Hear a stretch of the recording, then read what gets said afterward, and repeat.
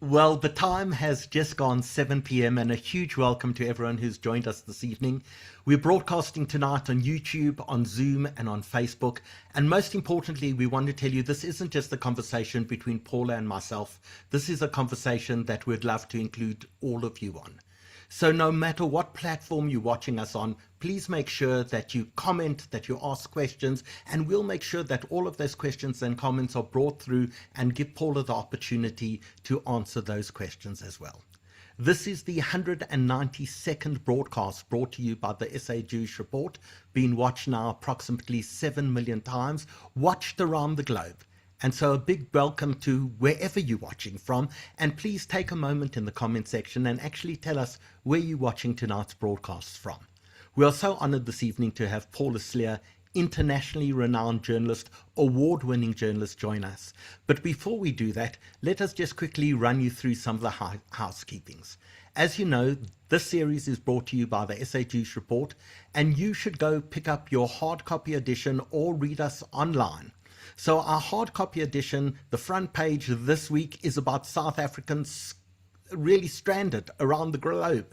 People who are in Bahrain and UAE and Tokyo and Israel, all trying to get home. But some of the major airlines in the world are just not flying at the moment. So we track down some of those amazing people and we actually go and ask them about how they're getting home. Vice Chair of the Jewish Report, Benji Porter, was stuck after a race in Tokyo, supposed to be flying through Qatar, and couldn't get back through Qatar and had to be rerouted via Singapore. So don't forget, you can either go and download the entire edition of the Jewish Report online or pick up a hard copy, or alternatively, look at each of the individual articles by themselves.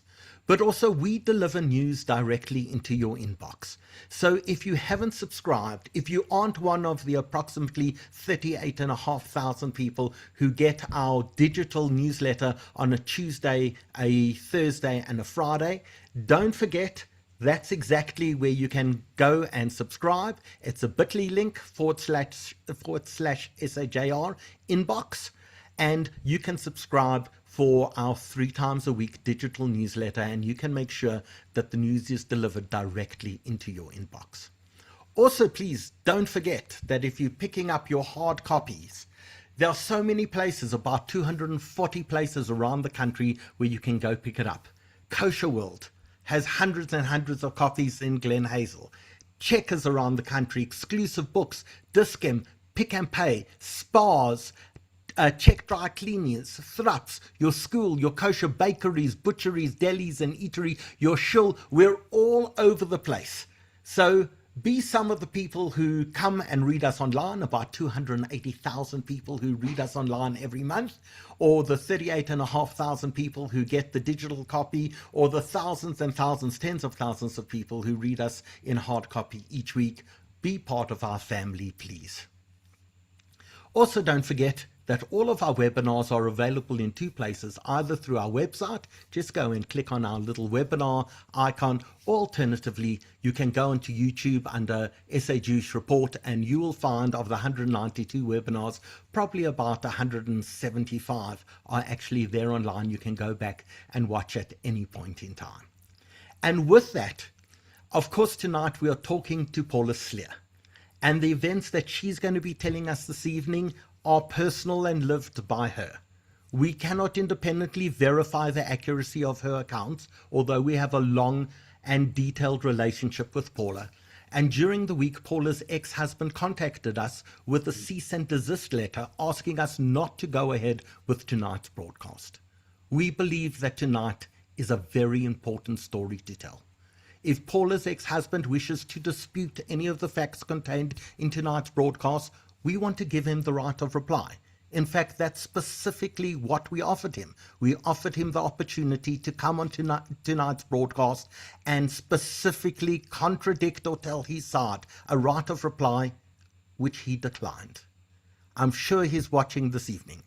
And if at any point in time in the future he would like to come on and tell his side of the story, we are more than welcome to host him on one of our webinars as well. And so with that, welcome, Paula Slier. We were saying just before we began, You are not a normal sort of young girl, young white Jewish girl coming out of South Africa. Give us the 2 minutes background, who you are before you entered into the wild world of journalism and war. So I grew up in Highlands North. I matriculated deputy head girl from Waverley Girls, and I went on to Wits because I had a Jewish father who said, it doesn't matter what you study, just study, get a degree. Although the one thing he did say is don't study psychology because you won't make a living from it. So I was at Wits for 3 years. I actually majored in philosophy and international relations. Those were not supposed to be my majors. I wanted to major in English and law because I wanted to be a lawyer or a journalist. And English had 19 set works, which was too many for me. And law, I just didn't enjoy. I remember first day in law, the lecturer said, look at the person in front of you, behind you, to your right and to your left, and only one of you will be here next year. And I looked at them and I felt sorry for them. And I was the one who wasn't there the following year. And I had taken philosophy because I thought it would make me more interesting. And I'd taken international relations because it was an easy credit, and those landed up becoming my majors. So Wits, from an academic point of view, wasn't exactly the highlight of my career or my life. And then blessed Helen Heldemuth, of blessed memory. She was my mentor. She started Shalom TV, which later became L'Chaim TV. And I went for an audition. Actually, initially, I was with Soldiers. I was the media officer on campus. And I contacted Helen and I said, would you like any youth show? And she said, we'd love it. Come in and talk to me. I went in, she gave me a youth slot, and with no television, but with all the love and warmth and support in the world. If it wasn't for Helen Heldemuth, I don't know if I would have had my break in TV, and I owe my entire career to her. And then after starting with Shalom TV, which later became L'Chaim, I was inside the SABC building. And then I kind of mustered up the courage to go and knock on doors. And Good Morning South Africa gave me a job. And then from there, I was in the building. I got a job at the newsroom, and it kind of evolved further. So I was just very lucky. Television and broadcast, certainly in those days, and I would imagine today as well, is one of those industries where it's a lot about who you know rather than what you know. And like I say, Helen was my blessing. Well, can we talk about another blessing? Because you mentioned your father. Ah. And Lionel, who passed away, about a year ago, Lionel, long history, a reporter and writer for the Jewish Report, someone with whom the Jewish Report had so much respect and admiration, and who served our community so well that it's actually such a privilege to continue a relationship with the next generation of Sliers. Oh, how you make me want to cry when you mention my dad. I was so close to my father, and one of the saddest parts of the story, about which we'll get onto later, about my ex-husband and the con, was that I found out that I'd been conned the same week that my dad passed away. And when we were sitting Shiva, he was stealing my company and forging signatures. And even to this day, I feel like I haven't had the opportunity to really mourn my father in the way I would have wanted to, because there was so much other drama happening in my life.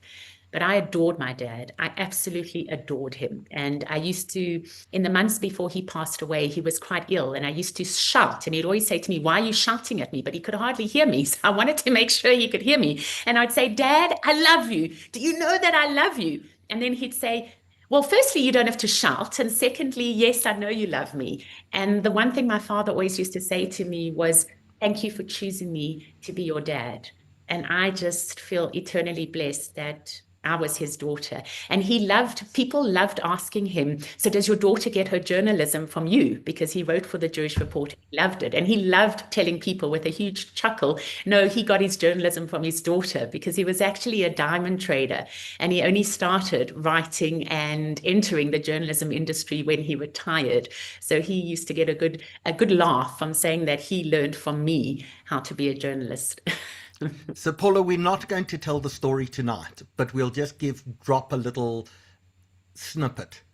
Your dad lived his last few years at the Grand Strip Club in Rivonia. We're not going to tell that story, but That's boy, the is most interesting story. it. He died a very happy man. May I mention that you and Peter, as part of your urgent research and, for the Jewish Report, perhaps had a meeting with me there one night and my dad? I certainly remember it well.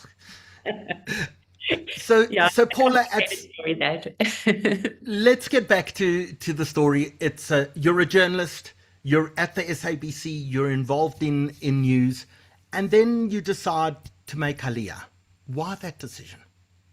Well, firstly, I kept very quiet about making Aliyah because I had predominantly journalist, non-Jewish friends.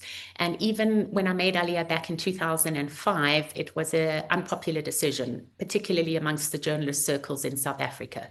So if I wanted to be perceived as being a serious journalist who was moving across to the Middle East, I couldn't really let my biases. I mean, I don't even know if that's the right way of putting it, Howard, but I know that in the initial years, I kept quiet about the fact that I made Aliyah.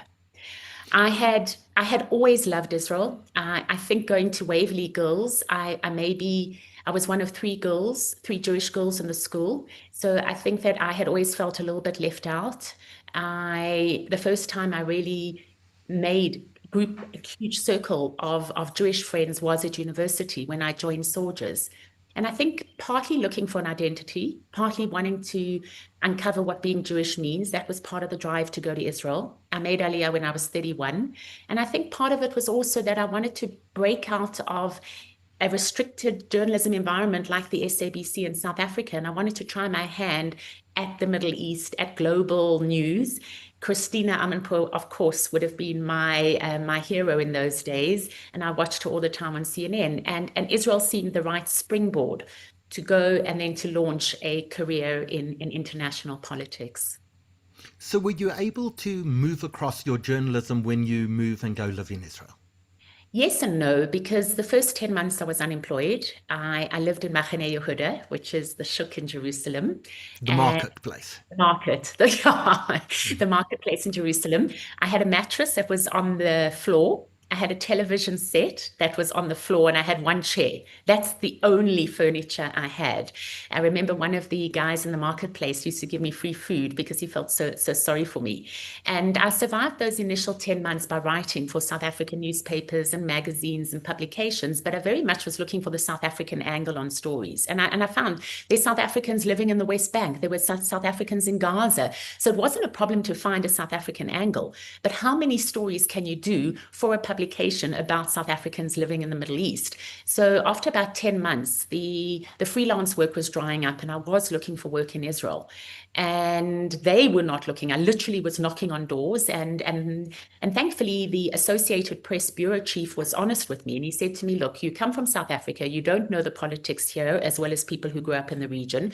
You don't speak Hebrew. I didn't speak Hebrew. And we've got people coming who speak English, Hebrew, and who also potentially speak Arabic. So what are you able to offer us that is not something we can get from people here? And he said to me, you're going to struggle. And so it wasn't that easy to actually find a job in Israel. Funny enough, I got offered two jobs on the same day. The one was to join IBA, which was the Israeli Broadcasting Association, for the English Service Department, which might sound glamorous, but it's actually the forgotten department in Israel.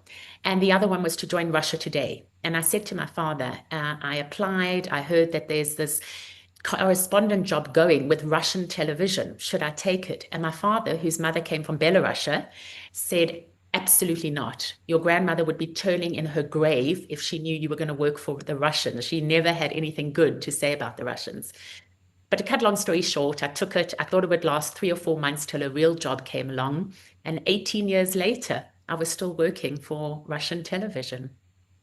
I want to talk about your working for SABC and being a Middle East correspondent for SABC, because Snooki Zikalala was then head of news. There's a name that has kept me awake at night. Tell us about Snooki and his perspective on you. So Snooki Zikalala started out in the newsroom, the same as me as a journalist, and then within 1 year, he was the head of news. I'm talking back in 1995. Political appointment. ANC Political hack. appointment. I mean, we used to joke in the newsroom that he used to run the torture camps for the ANC, and now he'd come to torture all of us at the SABC. And I say that because he was deeply unpopular, particularly amongst the white journalists. It was an agenda of his to get rid of all of us. And by the time I left the SABC news department, I think I was the last, if not one of the last, white journalists who was there. But Snooki took a particular dislike to me, not just because of my color, but because I was Jewish. And it subsequently came out that he had put together a blacklisting of 8 people. I don't know if he personally wrote it, but he certainly approved it. And this SABC blacklisting had prestigious names like the brother of the former President Thabo Mbeki, Karina Brown, who later became the editor of the Business Day. There were some pretty top people on that list, and I was on the list as well, because according to Snooki, it was imperative that they cover the war in Israel, which he called the Middle East War, objectively. And then he went on to argue, as if it was logical, that because I was Jewish, I supported Israel, and he supported the PLO and the Palestinian position, so I could not be relied on to report objectively about what was happening in Israel. Now, I had left SABC, and this was the same year that Yasser Arafat was dying. And I had gone to Ramallah. It was my first time in Ramallah. I had no security. I had no idea what I was doing, to be honest. I lived in a youth hostel. I had bought myself with my savings a small television camera, and I was filming. And I had been filing reports from Ramallah each day to the SABC as a freelancer about the situation and the mood on the ground with Arafat dying. And as luck would have it, Murphy's Law, the night before he died is the night that Snooki Zikalala gave an alert to the SABC department that they were never to accept any work from me. And so the next morning, Arafat, the reports came through that he had died. I phoned SABC and they said, no, we are under strict instructions not to receive any reports from you. And I had no idea what had happened. I phoned my then editor, Jimmy Matthews, and I said, what must I do? I'm in Ramallah, he's died. You know, they say there's nothing worse than being in the right place at the wrong time, but there's nothing worse than being in the wrong place at the right time. I was in the right place at the wrong time with no one to report for.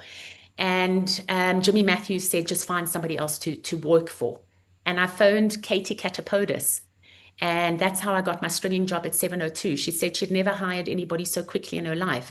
She said, Paula, last night you were on SABC, and SABC's in competition to 702 because of SABC radio. And I said, I don't work for them from this morning. Please hire me. And that phone call, literally 10 seconds, she put me on air and I started reporting. And then later that evening, Jimmy Matthews phoned me and said, the SABC wants you back. And I thought, you know what, I didn't think they were going to want me back for a long time. I think it was just to get me reporting on Yasser Arafat's passing. And so that was the day that I picked up my gig with 702 and ended my career with SABC. And it was only when I came back to South Africa a few months later that Jimmy and I went out for dinner and he told me that I was on this blacklist. So actually, tell us about the night that Arafat died. So the news came through in the morning. I was so green in those days, Howard. You know, you said like I had an ordinary Jewish upbringing. I really did. So I'm even embarrassed to tell you that that morning there was the call to prayer. I didn't even know what the call to prayer was when the mosques call people to prayer. And I suddenly thought that there was a protest happening. And I grabbed my camera and I went running out the door, ready to film everything. I didn't understand Arabic. I didn't understand that I was at the main square in Ramallah. I really was naive. And sometimes there's something to be said for being naive. Anyway, later in the morning, people started marching, and they were all marching to the compound where Yasser Arafat was. He wasn't physically in the compound. He'd actually been taken to France for treatment, but they were bringing him back. And I couldn't get telephone signal. And I was trying to report the story for 702. And I went into someone's house. Well, it was a building with different apartments. And I knew I wanted to get on the roof to get signal and to be able to look over into the compound where the 2 helicopters would come later in the day carrying Yasser Arafat's body. And so I went running up the stairs and I just knocked at the Arab family that lived at the top. They didn't speak English. I didn't speak Arabic, but I managed to explain, please, I want balcony. And then 702 often couldn't get hold of me because the lines were dropping. So I gave them the local number of this family. And this poor family became like my secretary. And the wife used to come and say, radio phone. And that was 702 phoning on the landline and wanting to talk to me. And then I remember that they flew in the 2 helicopters later in the day. Everybody stood on the roof and everybody was very silent. It was a very poignant moment in Ramallah. I remember doing crossings for 702 every half hour. I I remember my dad worried because he'd gone to Pick and Pay with the little radio and I wasn't on that half hour and he wanted to know if I was still alive. The things we put our parents through. And I said to him, no, Dad, it was just bad reception. So that's why I hadn't actually done a radio broadcast that half hour. But I actually stayed in touch with that family for quite a number of years.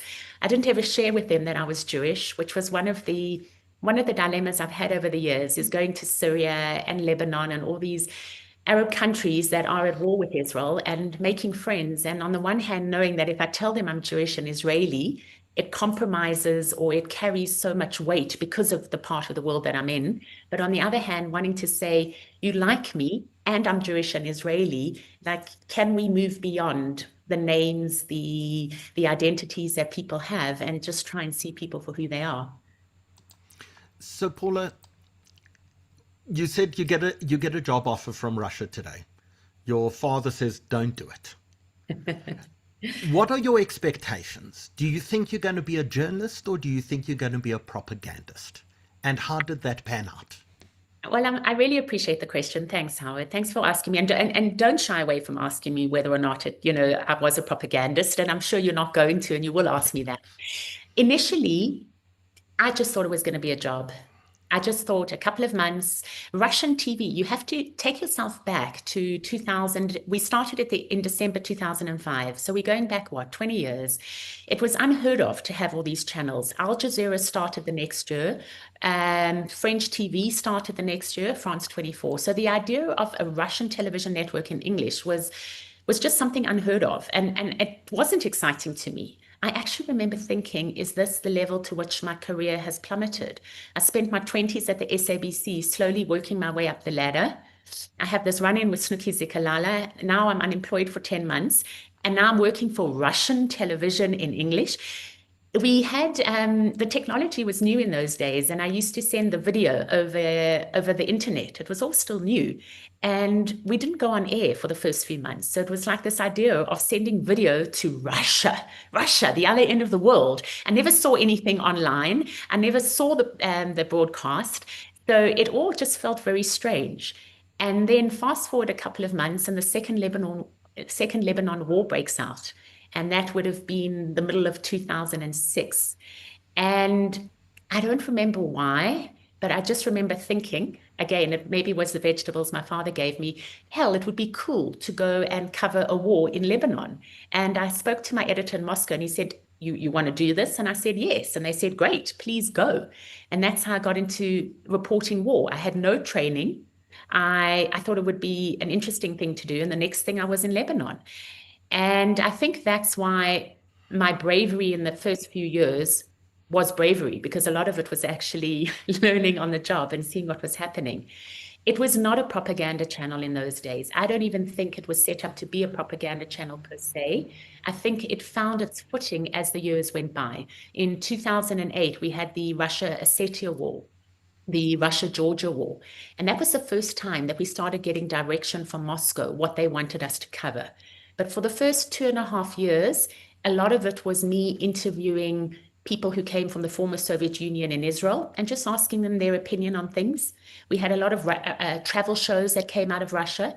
It was really just looking at Russia or presenting Russia to the English-speaking world in a way that maybe they were unaware of before. I mean, it was set up by the government, and the Russian President Putin said as much, that instead of having English experts speak about Russia, let's have Russians speaking about Russia.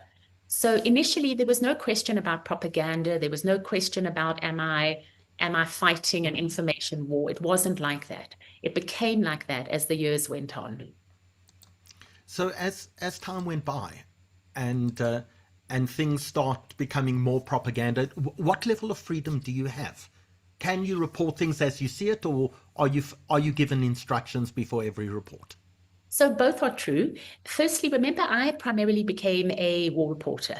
So I was actively in war zones most of the time, reporting what I saw in front of me, which is relatively easy because you see something, you report it.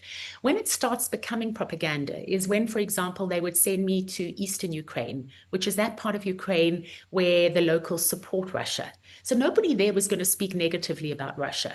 So it was very easy to report accurately. Do you like Russia? Yes, you like Russia. Are you against the Ukrainian war? Yes. We, as Russian Ukrainians who live in Ukraine, that are ethnically Russian, are against the government in Kiev, and we support the Russian President Vladimir Putin. That's not inaccurate. That was real reporting what I see on the ground. But it is propaganda in the sense that when you fit that narrative into the Russia Today global perspective, which is the perspective that this is a channel that is supporting only the Russian point of view, then obviously you're feeding into an information machine. The way the Russians would argue against it is they would say, well, you have BBC and you have CNN and you have all the Western networks that are reporting from Kiev and they're showing the other side of the war. You switch on Russia Today, which is one of the reasons why I was able to go to sleep most nights, was that we're not lying. We're not pretending to be an objective, independent channel. We were a Russian channel, which was called Russia Today, RT. So you're getting the Russian perspective on news. Russian government perspective. Russian government perspective, 100%. And then, of course, the question people have asked me over the years is how much did that represent the Russian population, which is also hard to say. Don't forget, I wasn't based in Russia. I was based in Israel. So when I would go to Russia, very much the feeling on the ground was that people supported Putin. But whether that was genuine support, whether it was from fear, and whether or not there were lots of people who didn't support him but were too afraid to come to the streets and protest, I don't know. And it's definitely imaginable that was the situation.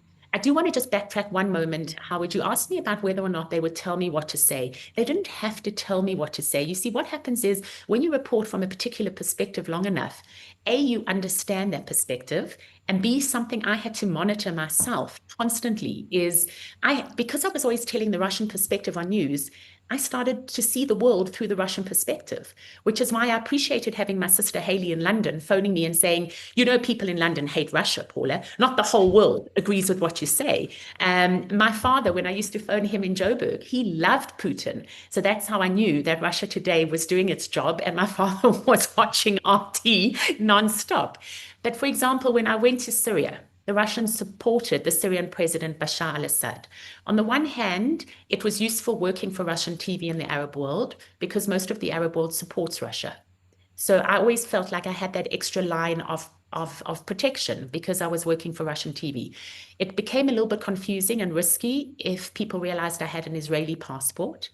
I don't speak Russian. And I didn't learn Russian in the 18 years I worked for them. So often, when guns are blaring and rockets are firing and everybody's screaming Russian and I'm speaking English, it's hard to explain to a Russian soldier with a Kalashnikov, no, she's part of the Russian network. There were times that it became very tricky.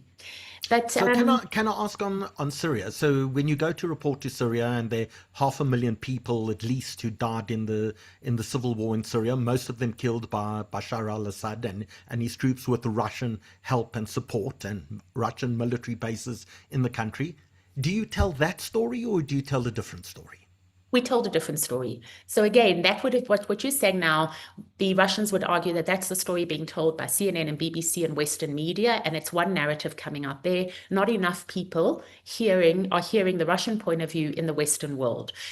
I will come back to your question, but you need to understand that Russia Today was broadcast in several languages. Was Russia Today English, which would be for an audience like you and me who don't speak Russian as a first language? There was Russia Today Arabic, putting across the Russian perspective in the Arab world. There was Russia Today Spanish, which was putting across, Today Spanish, putting across the Russian perspective in the Spanish-speaking world. And I just need to switch this off. Somebody phoning from Russia. probably watching. Definitely watching. So Howard, the Russian perspective in Syria, we were very much on the front line. We were very much, let me just tell them that I'm on a live webinar. Okay. So how about this, Paula? What we're going to do, we're going to show an advert because amazingly we have two sponsors of tonight's broadcast, one of whom is Italtal. Now, anyone who's ever renovated a home or built a home in South Africa knows Italtal really, really well. They're the top tiles providers in the country. So we've got about a 2.5 minute advert from Italtal, who are one of the sponsors of tonight's broadcast. And let's show that while you sort out your camera and you tell the Russians that they mustn't come and kill you for what you've told us. It sounds like a deal. Gilana, can we roll that advert, please? Beautiful life. 2 words that say so much about the creation of a better, finer, more fulfilled and abundant life experience, which was the passionate pursuit of a small Italian tile business that opened its doors in 1969 in Alberton, Johannesburg. And so, Bella Vita, the beautiful life, came to Southern Africa. That small operation grew into the 12 showroom and online shopping style icon that has become synonymous with inspirational living.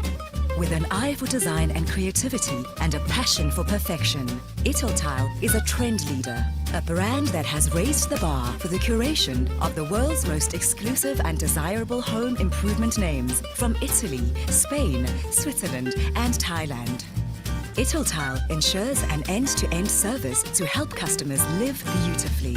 Our sales advisors study for an interior design certification with the renowned Chapters Design Company.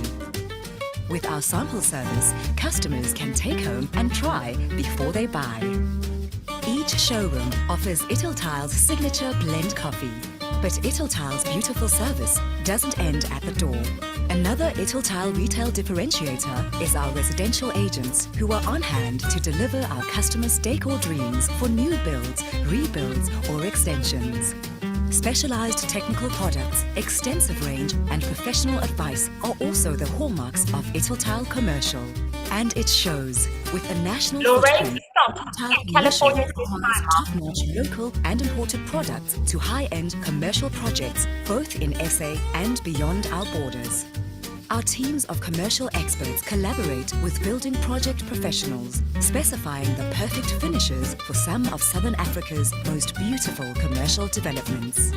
Our service ethic is most authentically showcased in the Italtile outreach projects. As our 50th anniversary year approaches, we look to a future of new directions, but we take with us our foundation, laid in 1969, the Italtile Way. Sitting at the heart of the Italtile family, the desire to make every living environment we touch more beautiful. Italtile, live beautifully.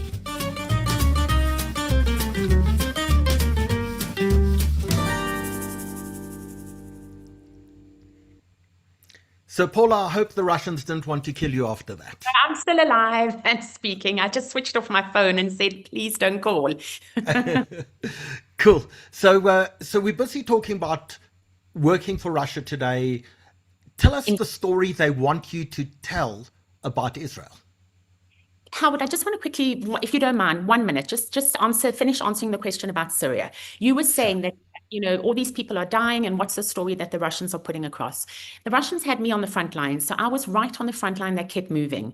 And the Russian angle on the story was that there was weapons that were being discovered that were constantly changing hands. Now, you might say that this is Russian propaganda, and of course I'm open to that, but the Russian perspective was that there were warehouses where there were chemical weapons, and sometimes those chemical weapons were in the hands of Islamic State, sometimes those chemical weapons were in the hands of Bashar al-Assad, sometimes those chemical weapons were in the hands of ordinary people. And so they constantly pushed the line, that it wasn't clear who was carrying out the chemical weapon strikes. Number 2, they constantly pushed the line that Bashar al-Assad had been democratically elected, which I know people will raise eyebrows at, but it was an important point that the Russians pushed across was that, and I think they did that because in the same way that Putin claims he has the authority of his population, so the point was made that the Syrians and Bashar al-Assad had the authority of his people. In terms of Israel, the relationship between Russia and Israel has always been quite a good relationship. I mean, people over the years have said to me, if it's such a good relationship, why, as a Russian government television channel, was the narrative always more sympathetic towards the Palestinians? And the best answer I have come up with is that what is media? It's very much perception. And Russia has always positioned itself, whether it's in the United Nations or in the public halls of perception and opinion, as siding with the Arab world. So it was quite clear to me that my brief was to be much more sympathetic to the Palestinian side. Over the years, that brief became more and more clear, and that became harder and harder for me to deal with. And so here is where people might think that I did a disservice, and I'm open to that. We spoke about my father. I used to get SMSs from my dad, not happy with the story you just did on RT. And I knew exactly what he was talking about. The stories were not inaccurate. I spent a lot of time in Gaza until we were not allowed to go there from the Israeli side, and I'd have to go in through Rafah from the Egyptian side. And I spent a lot of time in the West Bank. Every story I told was accurate. But where the discomfort came is that the stories were not balanced with the same kind of sympathy, the same kind of understanding, and the same kind of attention to civilian suffering as was happening on the Israeli side. So I covered the one Gaza war from Gaza. The next Gaza war I covered from Israel, because we decided, or at least I felt, let's at least have an Israeli perspective and get a freelance journalist to do it from Gaza. And there was an attempt to try. You see, the problem is you can't compare numbers. And as soon as you make this a number game, Israel's always going to be on the losing end. And it's not fair. But, I would show the trauma that kids in Israel feel running to the mamad, to the shelter all the time. But it's so hard when a story like that is juxtaposed with a story coming out of Gaza where children are being killed by the dozens. And then I would show the Israeli perspective, which is how the military really tries to strike military targets.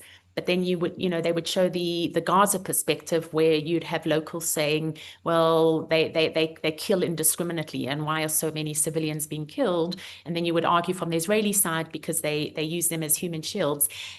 And, I reached a point in my career where I actually felt that being a journalist was doing a disservice to the conflicts I cover.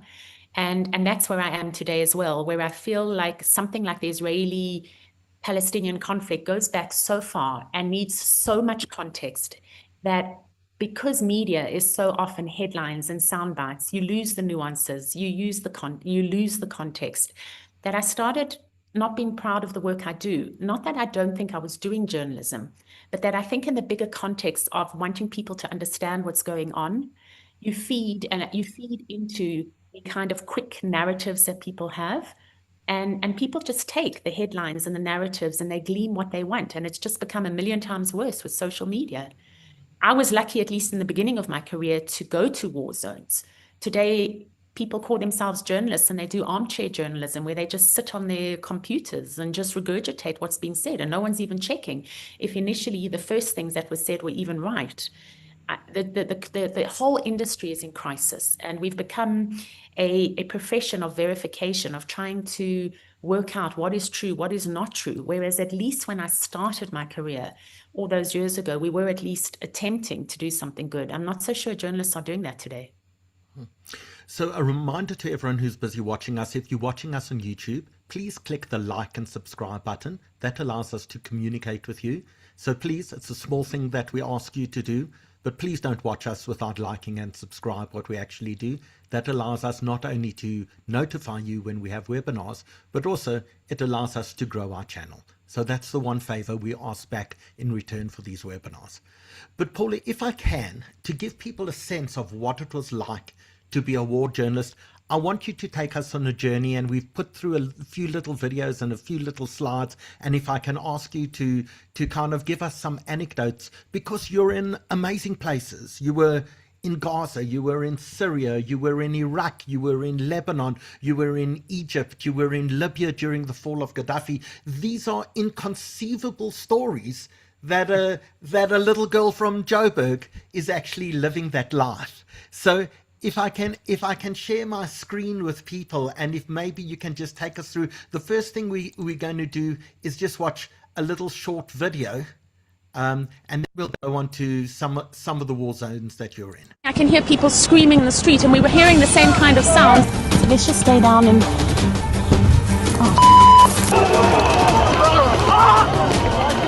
This is the front line.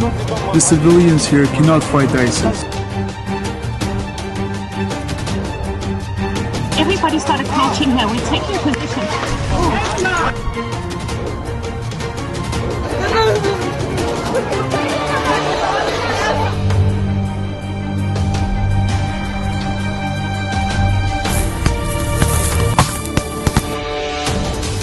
Correspondent was covering the protest when that tear gas was unleashed.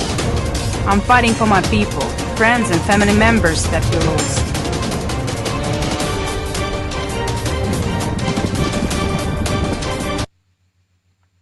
I can hear people screaming in the street. So Paula, tell us where this photo is. So this is Calandia Crossing. I must have spent many an hour every Friday after prayers, the midday Friday prayers in the mosques in Jerusalem and in the West Bank. People would come and there were always clashes on the Ramallah side with the police on the Jerusalem side. There would be tear gas, there would be some rubber bullets. This was basically a Friday afternoon for me. But it wasn't just in the war zones. You got time to sit down with President Shimon Peres and to interview him. What did you think of him?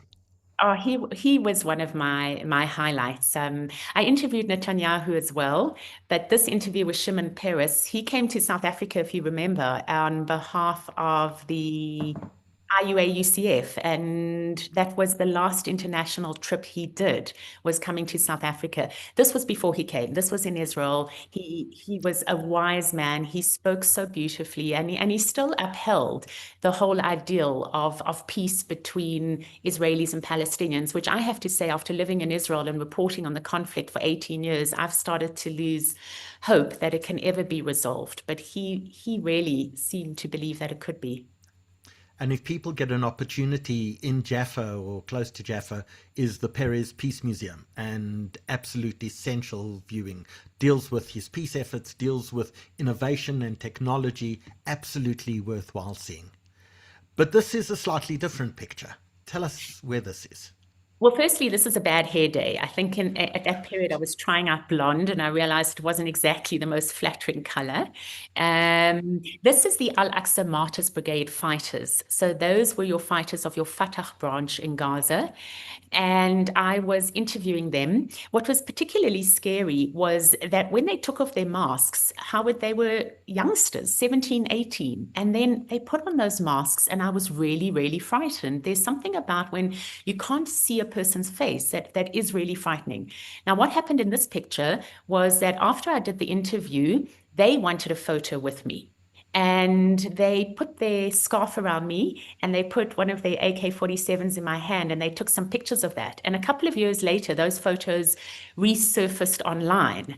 And I actually got some death threats with people saying you support the Al-Aqsa Martyrs Brigade, which was the furthest from the truth. But I don't think people appreciate that when you're standing with them, and you're there with an Israeli passport and you're a nice Jewish girl from Highlands North and they've put an AK-47 in your hand and they've put their scarf around you, you're not going to say no to masked men with guns. You know what I mean? And even in Joburg, we don't say no to masked men with guns. So that was that picture. That was in Gaza.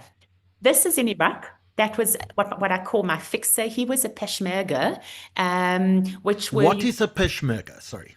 Those, they actually back in the news now with Trump saying that the Kurdish fighters, he wants to get them involved in Iran. So you have Kurdish fighters in Iran and Iraq and in Syria. Most of them are based in Iraq and they're basically fighting for Kurdistan, which would be a state that would be formed out of Syria, Iraq, and this is them again, Syria, Iraq, Iran, and Turkey.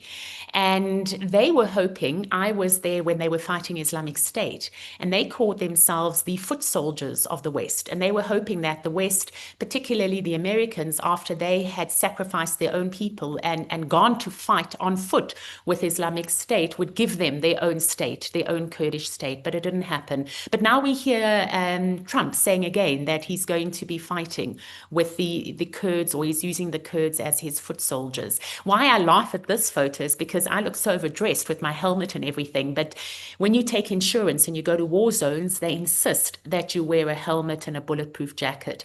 What was always nice going to war zones was being a woman They were always, it didn't matter what part of the world I was, they were always so chivalrous. They didn't know what to do. When we arrived at them, they said, sorry, we weren't expecting you, and the only food we have for you is tinned food. And the men would always make a big thing about a woman being on the front line. That was one of the times that it was actually an advantage being a woman. This is me with two of my favorite Russian cameramen, and they would often deploy with me. They were based in Moscow. This is us on an air base in Afghanistan, a war zone. You've written Iraq. I actually think that was Afghanistan. I must check. It was a lot of hurry up and wait. And we would spend hours at airfields because they couldn't always guarantee when we were embedded with the Americans here.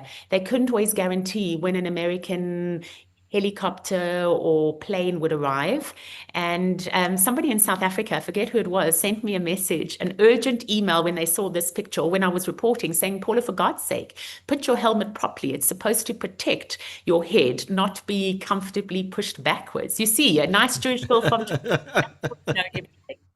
This is in Iraq. This was a refugee camp, and it was always heartwarming and heartbreaking at the same time, going to refugee camps, seeing the children, because a lot of the people in the refugee camps were just living ordinary lives. This is the time of Islamic State, and they'd been uplifted and uprooted and forced out of their homes into a refugee camp, sometimes within hours, and the poverty in the refugee camp and the sense of disillusionment. And a lot of people in these refugee camps used to tell me how their biggest wish was to go to Europe. You know, we pick up on the story of people drowning in the seas in Europe, or of Europe being flooded by refugees. But I was very much at the beginning of the story of the refugees who have lost their homes, who have no way to go back because in this time it was the Islamic State have taken over their homes.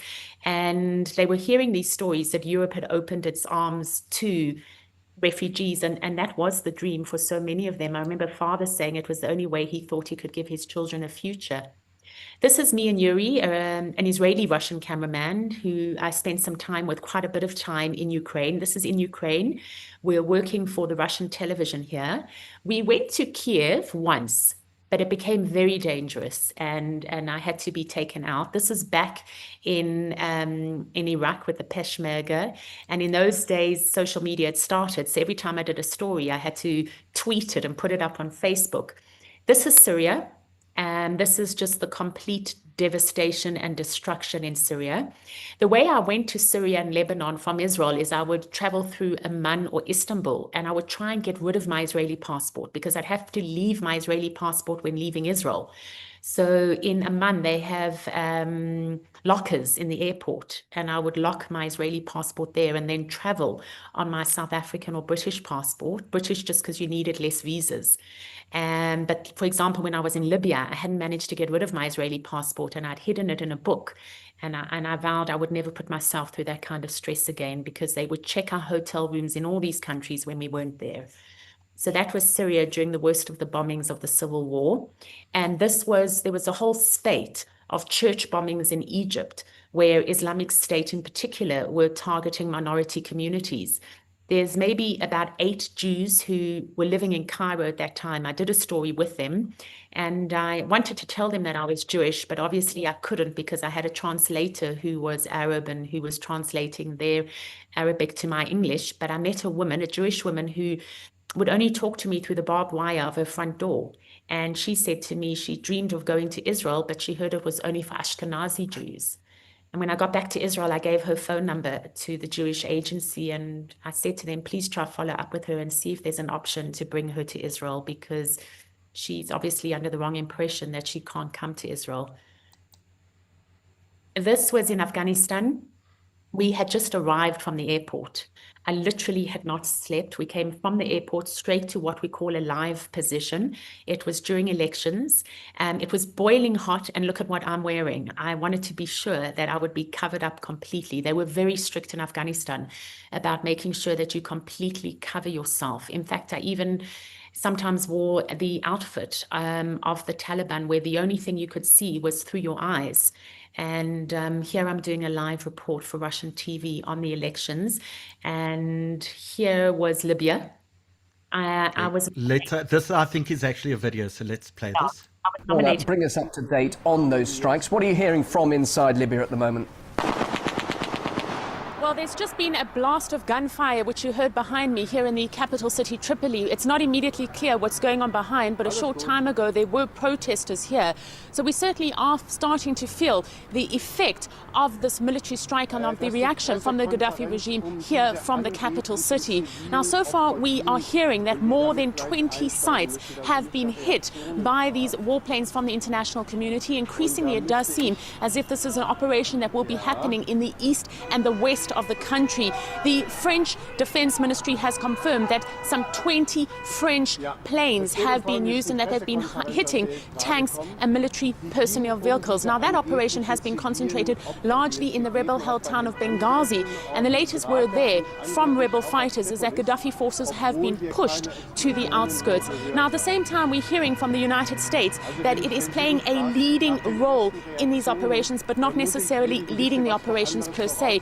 What we know, though, in terms of the U.S. assistance, is that already they have launched preparatory strikes from cruise ships. We know that there are 3 submarines and 25 American ships at this point in the Mediterranean, and that U.S. Tomahawk missiles have landed in the west of the country, in Tripoli and in Misrata. Now, Libyan state television has been reporting for the last few hours that there are heavy civilian casualties. It says that these are happening here in the city of Tripoli, and I can tell you that we have heard a few ambulances driving past. It says they are also happening in the town of Benghazi. They also say that there's been a strike on fuel stores in Misrata. Now, the British Air Force has joined the operations. It's not yet clear exactly what they will be doing, but we know that they have the capability to hit targets and also to assist in surveillance. It is worth also making the point that the Pentagon has stressed that this is only the first phase of what they're calling a multi-phased operation, and that currently there are no American planes flying overhead. Paula, bring us up to... Paula, When that was happening, everybody was running, and I wasn't sure if I should carry on giving the news report, if I needed to get out of there, not to get out of there. And because you're live, you can't actually pause and say to the cameraman or the security guard, should we leave? So I just kept talking. And then a little bit later in the broadcast, the announcer finally says to me, okay, Paula, it sounds like there's a hell of a lot of noise behind you because the blast started up again. And he said, perhaps we should let you go. And I was like, and then Ukraine, you actually got expelled from Ukraine. So this is the photo that got me into trouble. I wasn't laughing. I don't know if it looks to you as if I was, but it was the first time I'd come so close to a Grad missile launcher. It's incredibly loud. And the Russians who I was with were firing at the Ukrainian positions. And I had covered my ears like that because of the noise. And it had gone out in video, and the Ukrainians had freeze framed this and splashed it across all the Ukrainian media with the caption, look at the Russian journalists laughing while Ukrainian soldiers are being killed. And there was a witch hunt, and there were calls for me to be found and killed. And it escalated to such a degree that the next day, I remember covering my face with a scarf. Hopefully no one would recognize me, and I was airlifted out of the country. And I've been banned from Ukraine. I've been banned from Ukraine, not specifically for this report, but for the fact that I was doing reports for a Russian television network. Funny enough, I remember the head of the Simon Wiesenthal Center in Israel saying it's quite an achievement to be banned from Ukraine. Here I'm working with Yuri. We are in action. It was also in Ukraine, the bulletproof jackets and everything, always in a rush. This is one of the Russian soldiers. They always told us that they were locals, but the Western media was always reporting that they weren't, that they came in from Russia. I don't really know. I mean, I can just tell you that that's what they told us. They told us they were local, and you know, the Western networks say that it was an orchestrated effort and they were sent from Moscow. But they were definitely disciplined and organized, and they were called the Green Men because of what they were wearing. This, I thought, was quite an artistic photo, for lack of a better word. It's me sitting in Iraq, and I'm doing an interview in front of some water. It's in the middle of nowhere, and a lot of my life was spent in the middle of nowhere. My sister's an air hostess, and she got to stay in 5-star hotels. I got to sleep in the middle of nowhere. When we filmed this that night, we slept across a barrier from Islamic State. And I was woken up at 3 o'clock in the morning with mad firing, and looking through the binoculars, you could actually see the Islamic State on the other side of the sandbags, maneuvering their positions with all their fancy American cars that they had taken. We were pretty close to Islamic State and to jihadists at different times. So, Paula, I'm going to stop there because This was my biggest zone. that's almost where the story starts to shift. Just before we do that, I want to ask you one question about the Arab Spring. Where were you during the Arab Spring? What did you experience? And then I have one more question before we move on to the second part of the story, which is even more captivating. I covered most of the Arab Spring. It started in Tunisia. I wasn't in Tunisia, but then it spread to Egypt. And a lot of the Arab Spring was in Egypt. I was there for the whole Arab Spring, except for the day that Mubarak capitulated. It was in the afternoon, and it was going on forever. That morning, I flew back to Israel. And if it was ever a time that I was deeply annoyed with myself, it was to have gone back. Because after spending weeks in Egypt, and he's going to resign, they're going to overthrow him, and it didn't happen. For it to happen on the day that I flew back, I thought was a bit unfair. It was dangerous in Cairo. They had almost every night the Million Man March. There were reports of women being raped. That's when the Lara Logan incident happened.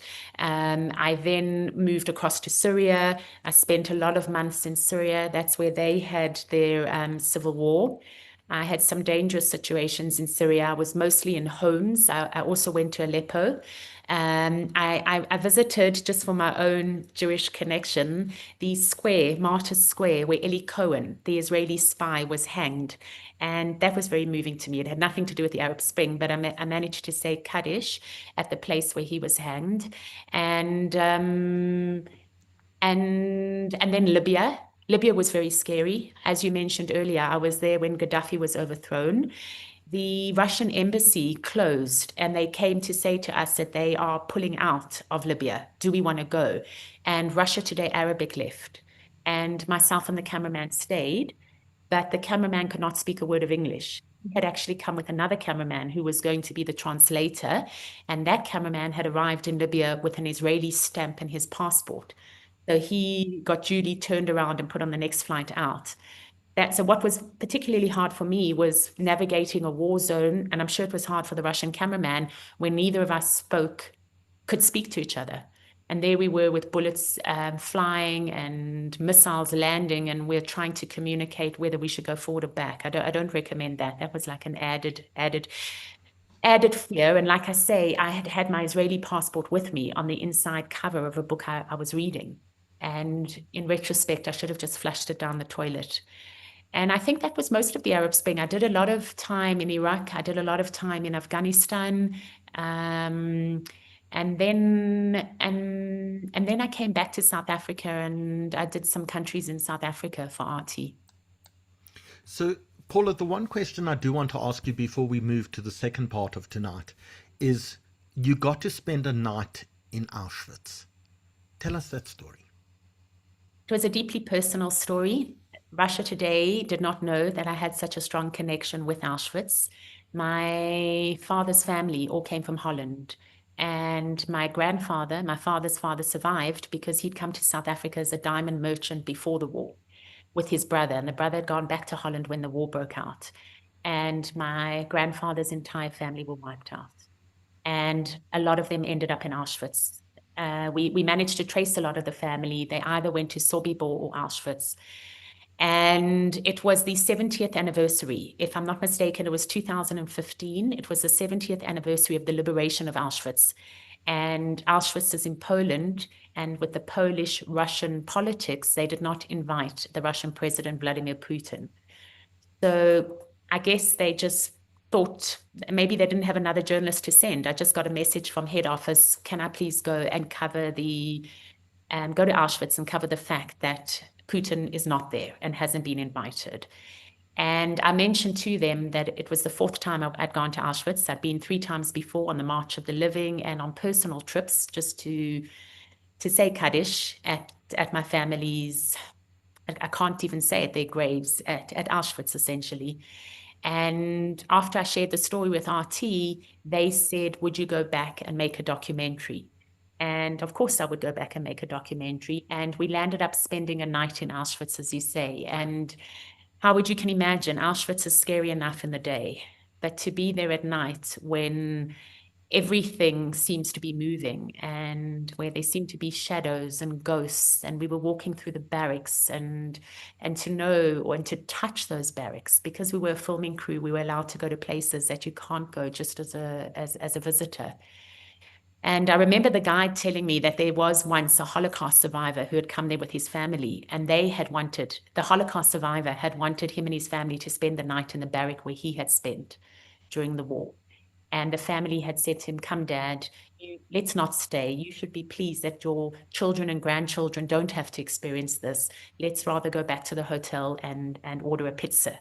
And they made a movie called Eating Pizza in Auschwitz. And aside from that, we were the only other filming crew that had actually spent the night in Auschwitz. And it was terrible. My sister joined us. And it was also surreal because she said to me from England, Paula, I'm looking forward to seeing you in Auschwitz. And then she was like, no, let me frame that or rephrase that. You know what I mean? And you stay at a hotel in Auschwitz because it's a town. And then, you go across and you drive to the camp.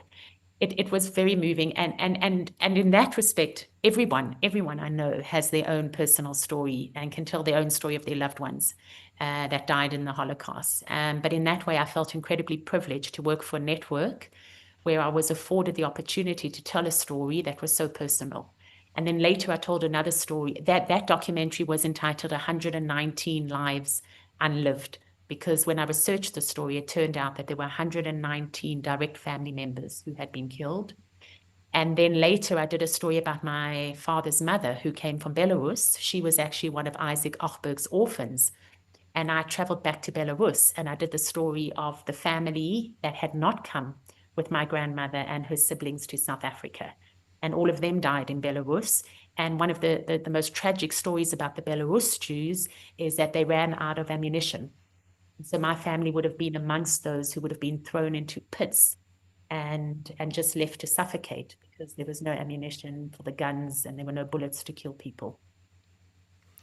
Paula, if we've done one thing in the last hour, I think we've developed your credibility. You're a tough, hardened, smart woman whose life suddenly maybe went off the rails. We're going to do a 30-second ad break, and then we're going to come back and tell the part of the story that so many people have been wanting to hear. It's about a return to South Africa. It's about maybe, I said in something today, there's nothing fair in love and war. And I think you're the living embodiment of that. But before we do that, we want to thank our second sponsor for this evening. Our second sponsor is Skyfans. For the last 29 years, Skyfans have been doing these handcrafted, unbelievable rooftop fans in people's homes. And we know what a Johannesburg summer is like, the searing heat, the scorching hotness, the fact that none of our homes are built for either hot or cold. And that's why to have a beautiful fan like a Skyfan in your home is such a privilege. Gilana, please, won't you show us the 30-second video, and then we're going to continue with Paula's story.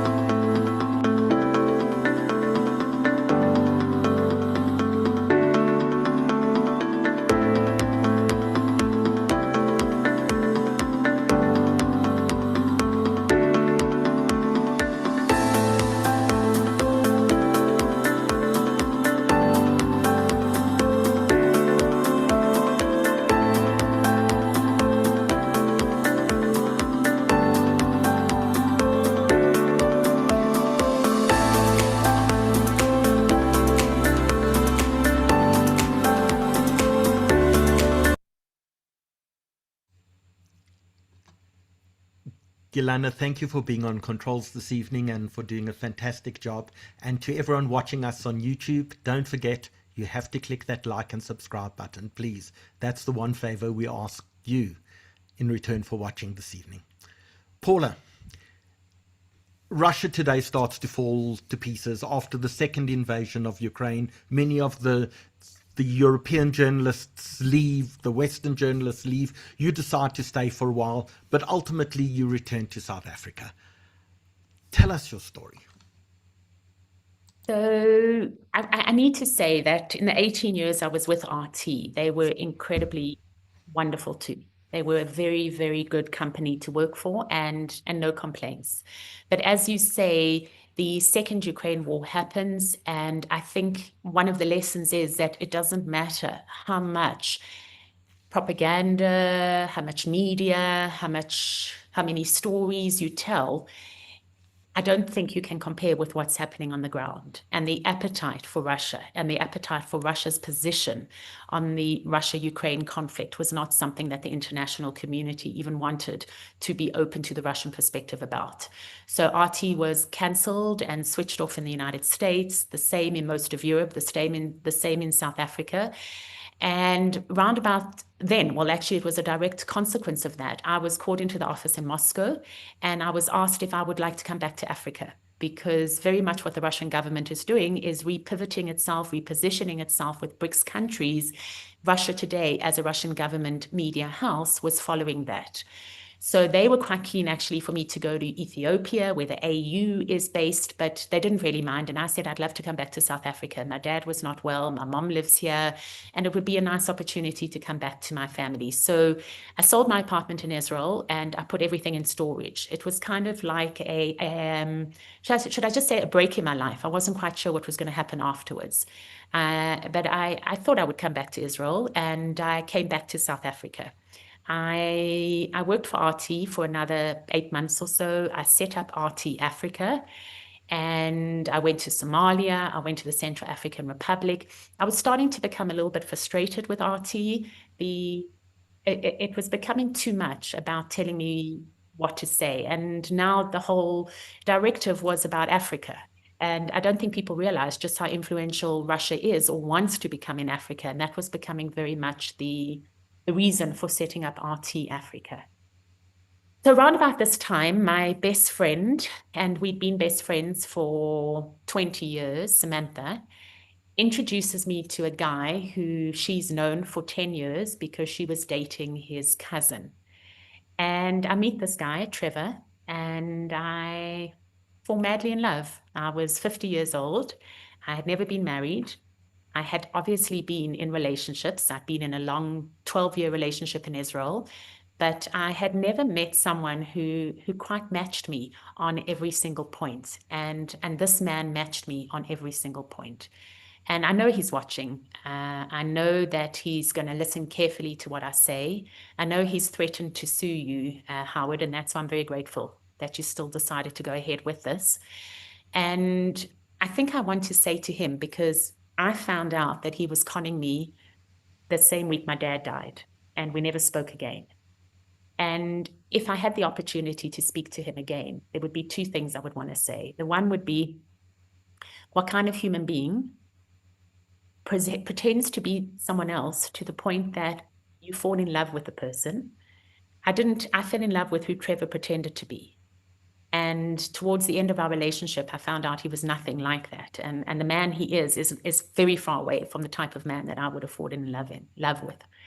But what kind of low a person must go to make someone fall in love with them, pretending to be someone they are completely not, to lie to a person when her father is dying, to scream at her every day because she spends time with her dying father and not with him. He always used to say to me, we got married, and he used to say to me, we're newlyweds, and a wife's place is next to her husband, not with her father. He knew my dad was dying. He knew he was lying to me, and he still managed to have the lack of soul to say that to me. And the second thing I would want to say to him is that he thought he shamed me into silence. And I was silent for a long time after this happened. There were weeks and months when I could not get out of bed. I was so heartbroken. I had saved up. I lost my savings. I mentioned I sold my apartment in Israel. I I have cashed in my pensions, I've cashed in my insurance policies, I have nothing that will guarantee me economically and financially in my future. And I spent every last cent on him and on a project that did not come to exist. He said that he had an arrangement with the Saudi government and I was setting up a television channel for them. And so my second question to him, or my second point, was that he did shame me and he did silence me for a long time.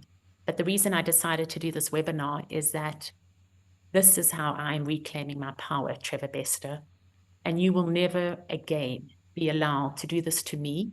And please God, as more and more women become aware of who you are and what you are, you won't be allowed to do it to someone else. So, Paula, you're going to take us through the story from the start. We're going to put up our disclaimer notice, which we included in the beginning. We have a long relationship with you and a trusted relationship with you, which is why we're pretty sure and pretty confident that we should go ahead and tell tonight's story. But Trevor did send us a cease and desist letter, and we decided to go ahead regardless. We offered him the opportunity to come on tonight's broadcast and, in fact, tell his side of the story. That he declined to do. At any point in time, should he wish to do so, he is more than welcome to come and contradict anything that you say or point out any discrepancies or tell his side of the story. We are committed to openness and transparency, and we welcome the opportunity, should he wish a right of reply, to be able to come on and do that. But Paula, tonight the story is about you. Start us at the beginning. So Howard, thank you. I would love Trevor to come on, and he's a coward for not coming on tonight. I would have been more than happy to have heard his side of the story, and I laugh when I think about that, because everything I'm going to share with you now can be and is substantiated with documents, with forgeries, with lawyers, with my bank account statements. So nothing I'm saying is anything that I cannot corroborate. So a lot of women get scammed online. You have scamming groups in Nigeria. You have something called Yahoo Boys, where they pretend to be someone and their groups working in shifts. You have groups in East Asia who are actually trafficked people who are being forced, who've had their passports taken from them, and they're being forced to flirt online with people and scam people for money. So a lot of it is online. My story is actually not online, so I don't know if that makes it worse or better, and I don't even think those are the right words. But I meet Trevor for the first time, and, go with your gut instinct. My gut instinct was that he was a bit of a show-off and nothing to write home about. I then went back to Moscow, and I reported for 6 months. And this was before I came back to South Africa and set up a channel, and Moscow had asked me to move back. So I think a little bit of what happened in that 6 months is I got tired. I think part of it is exhaustion and covering a war. And when I came back and I met him, I was going to Mozambique, and Samantha said to me, he works in security, and I was looking for a security guard or a security company to offer me protection in Mozambique, because there is the fighting in northern Mozambique with Islamic State, and where I can, I try to take security. And we had a meeting in London. And I remember him saying to me in that meeting that he had been so taken by me that the previous 6 months he'd been following me online. And I took that as such a compliment. He told me he'd watched all my videos, he'd watched all my stories. In retrospect, that was him doing his homework, and he was grooming himself, because when I had that second meeting with him, he gave me a story that he hadn't given me the first time we met, and I didn't connect the dots. And I didn't understand that it was a story that he had completely manufactured out of what he had witnessed and learned about me online. He told me he was a mercenary.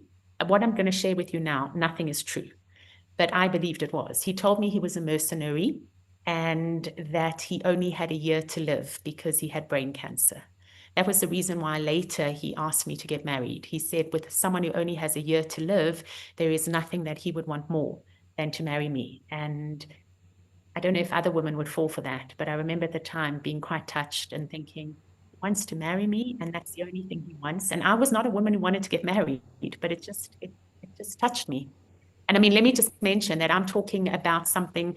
Trevor and I got married about 2.5 years ago. So, I mean, it's amazing that he wants to come on and talk when he only had a year to live, according to what he told me.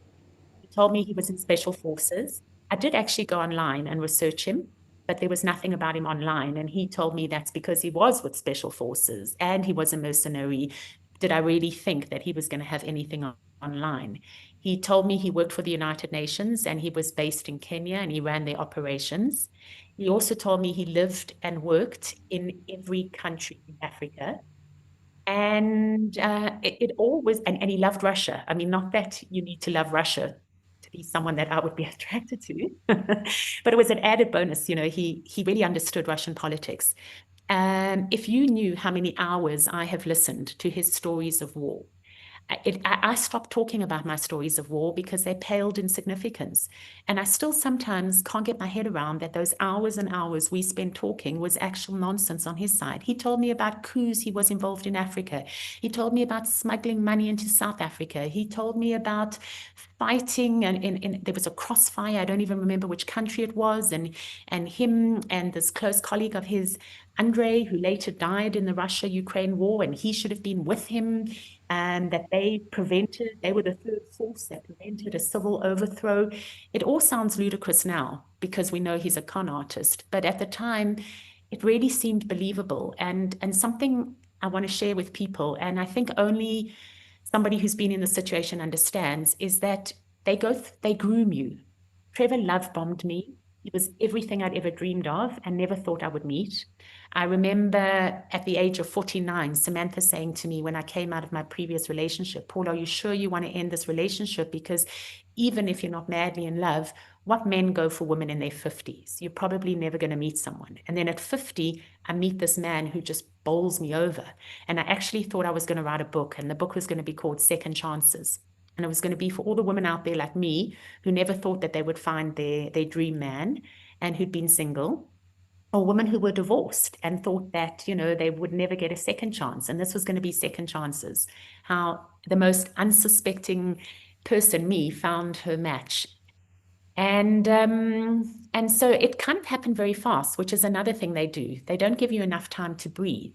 Trevor moved in pretty quickly with me. He had all his money was tied up in Kenya. They always have money who's tied up. So that's tied up. They always are millionaires or very wealthy. They just can't access their money. And the next thing is that he knows people in Saudi Arabia. And I had always mentioned I was fascinated by Saudi Arabia. I'd never been, but it was always my dream to go. And there were rumors at the time that Saudi Arabia was setting up an English channel, a 24-hour English channel. And Trevor knew the people in Saudi Arabia. I mean, it obviously now seems like it was the perfect lie. But at the time, I just couldn't believe my luck. And I set up an office in Sandton. I employed 40 people, some big names like Uveka Rangapar, Jane Dutton, Juliet, I've just gone blank what Juliet's surname is, Juliet Newell, Ray White. And, you know, my reputation was on the line because I had known these people for years. And I said to them, some of them left previous employments, like Neil Ferguson, who was working at the SABC.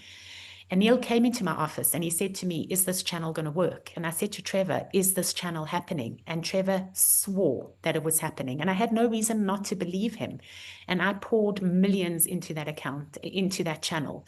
And so for a year, we made stories in Sandton. They weren't news stories. They were stories that the moment the Saudis agreed, they would sign and they would literally take over what I had been putting together. By the end of the year, I had enough material to go online 24/7 for at least 4 to 6 months. We had everything in place, dramas, youth shows, animal programs, travel shows, everything.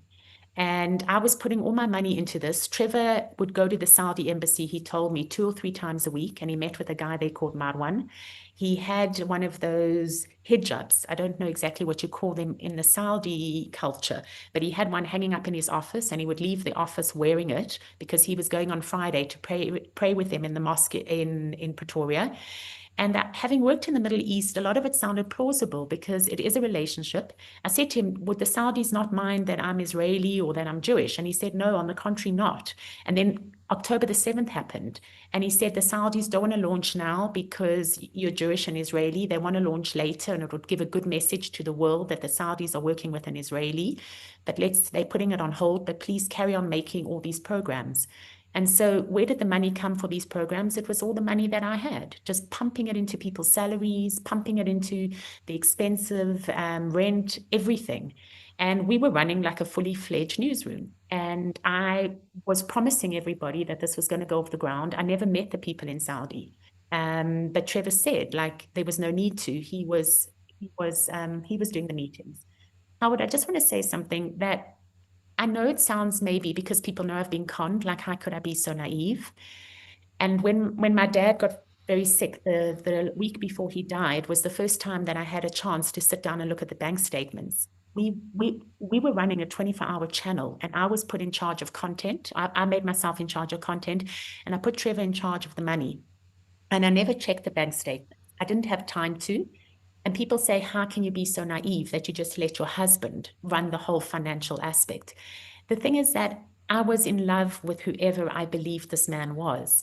And it would never have entered my mind to steal money from my husband or lie to my husband. And it never entered my mind for 1 second that Trevor would be stealing money or lying to me. When I had that week when my father was very ill and I had left the office to go and sit next to my dad's deathbed, and I was going through bank statements because I'd started becoming suspicious, I found that in the last few months, Trevor had stolen around 6 million rand from my bank account, and he had put it directly into his bank account. He kept having cars that he was renting, but I found a paper trail of cars that he bought and sold, and then he would keep profit for himself. There was just, it was unbelievable. He was signing contracts. I mean, I will mention names. He signed a contract with the Kenyan government. I've got the Kenyan government who are in touch with me, who want to sue Trevor in conjunction with me. Anton Gilmore, if that name means anything to anyone, is a former South African boxing champion. On behalf of the TV channel, Trevor started promising him doing deals with him. Bobby Kirsch, the head of slap fighting South Africa. These are all people who've met with me since it all came to light. And Trevor, Anton Gilmore lost all his money. Bobby Kirsch almost lost his. Trevor was signing deals left, right, and center. And everything came to a head that week that my dad was dying. My sister convinced me to go to the Saudi embassy. And on the way to the Saudi embassy, I said to her, if Trevor finds out that I have gone to the Saudi embassy because I'm not sure that he's telling the truth, he is going to be so angry. And I remember Haley saying to me in the car, Paula, let's rather deal with that when it happens. Let's first go to the Saudi embassy and see if it's true. And there's 2 Saudi embassies. I arrived at the first one, and they'd never seen Trevor's picture. And there was no one there by the name of Marwan. And I was in disbelief. And then they said, but there's the Saudi military embassy or military attaché. Go there. And I remember my heart hammering and thinking, oh, thank God, of course, it would be the military one. And I went there and I parked outside, and there were only 2 security guards in charge. And the one contacted the other. So when one is on shift, the other is not, and vice versa. Neither of them had ever seen Trevor's picture. And there was no one by the name of Marwan who had ever worked there. And that was the lowest point of my life. I couldn't find where I'd parked the car. And I was walking around Pretoria. Crying. And I couldn't believe that I lost millions, to the point that this is a case that justifies being heard by the Hawks. And I had someone from the Hawks contact me and say that they can only deal with this case in 2 years' time. They're so far behind. And I'd made the mistake because I felt sorry for Trevor's mom. She was unemployed and she's in her 70s. I took her on to be my internal bookkeeper. And I took on Trevor's daughter to do social media. I really was in love with this man, and I believed him. And all those fraudulent bank transfers were made by his mom.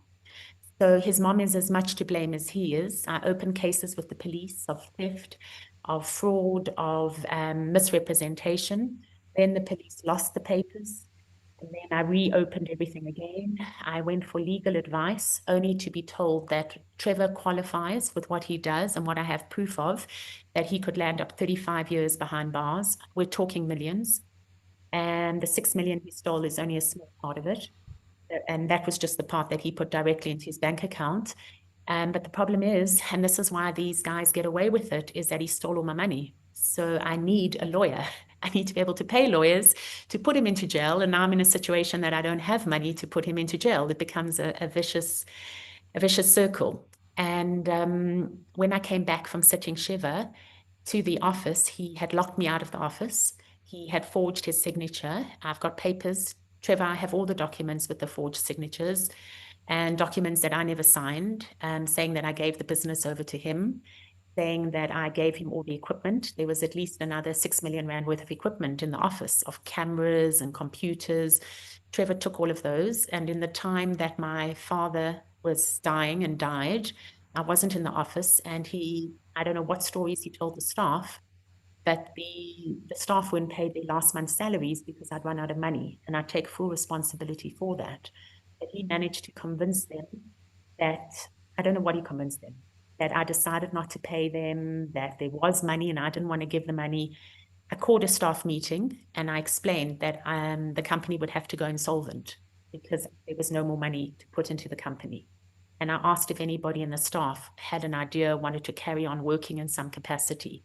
And Trevor threatened them. I found this out afterwards, that if anybody stayed in touch with me, would not pay their salaries. So he promised that he would pay their salaries, which of course he didn't, but the staff all disconnected from me. And so the staff have lost out because many of them lost one salary, some lost two.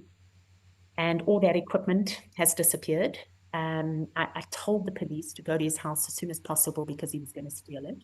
The police eventually went round and there wasn't a lot of equipment left. But what was so interesting is that Trevor has opened a channel online. My channel was called Bricks Global Television Network. His is called Bricks TV. And all the material that I had put together over the course of a year is there. And it's just amazing that some of it has been finished editing. I know exactly what material we had. And he has subsequently edited the material and put it up for sale. And the man is a fraud. I've had people contacting me left, right, and center. I've had, apparently he was on a dating site. I was told that the entire time he was with me, he had a girlfriend that he was feeding my money to, and she opened a shop on the East Rand selling decorations. I was told that he's on a dating site, and then someone put up the word fraud.